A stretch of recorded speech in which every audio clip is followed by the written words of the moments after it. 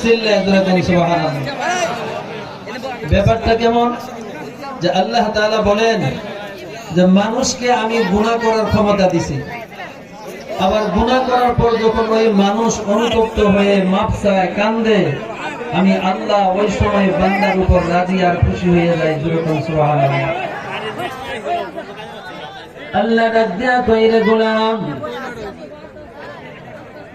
পৃথিবীর জমিনের মধ্যে আমি আল্লাহ পাক রব্বুল আলামিন মানুষকে পাঠাইছি, ফেরেশতার চেয়ে দামি করে আমি আল্লাহ মানুষ পাঠাইলাম দুনিয়ায়। যেরকম সুবহানাল্লাহ।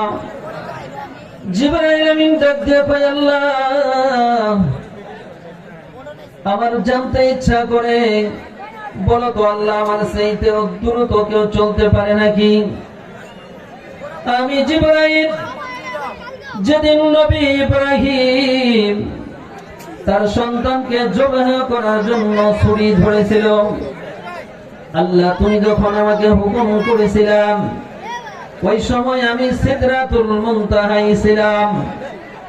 আল্লাহ তুমি যখন আমাকে বলেছিলা যাও রে জিবরাইল জলদি যাও, ইব্রাহিমের জুতার মধ্যে তুমি পেরেক লাগাইয়া দাও, জলদি পিছন থেকে টান দিয়া ধরাম, যতক্ষণ পর্যন্ত না ধরবা তাড়াতাড়ি চলে যাও।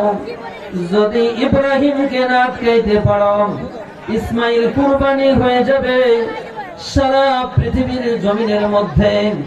আমি আল্লাহ পাকের রুল জারি হয়ে যাবে, প্রত্যেকটা মুমিন ব্যক্তির জন্য প্রথম পুত্র কুরবানি দেওয়া ওয়াজিব হয়ে যাবে।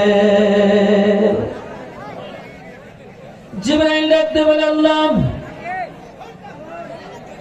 তুমি আমার হুকুম করছো গো মালিক, আমি আমার সমস্ত পাখাগুলোর উপর একটা ভর দিয়া ওই মিনা বাজারের মধ্যে গিয়া উপস্থিত হইয়া ছুরি চালাইছে, ঠিক এই সময় গিয়ে আমি বাধা দিয়া ইসমাইলকে সরাইয়া সেখানে একটা জান্নাতি পশু দিয়া দিছি। যেরকম সুবহানাল্লাহ। আল্লাহ আমার জীবনে যতবার দ্রুতগামী চলছি, আমার জানতে ইচ্ছা করে গো মালিক আমার চাইতেও দ্রুত চলতে পারে কোনো কিছু এমন বানাইছো নাকি? কে বলে? জিবরাইল বলে।